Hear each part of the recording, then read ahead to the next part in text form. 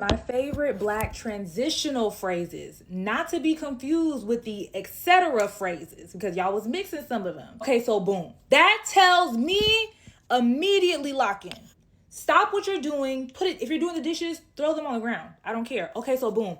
That's a transitional phrase. You're letting me know we're going from either no conversation to the most important conversation in my life, or transitioning from this side of the conversation, now that you've set the tone, to now move to the next one. Now, mind you is very important. That means that you're in a courtroom, basically. Like when I get to, now mind you, a test, a quiz is coming up. Okay, and you need to be locked in. You need to understand how we're transitioning from one part of the story to the next. Mind you is fraternal twin sisters with, now keep in mind, okay, either one of those very interchangeable, very much mean the same thing. This one is a new one. I first heard this in church, but it's very popular in the queer community. However, comma.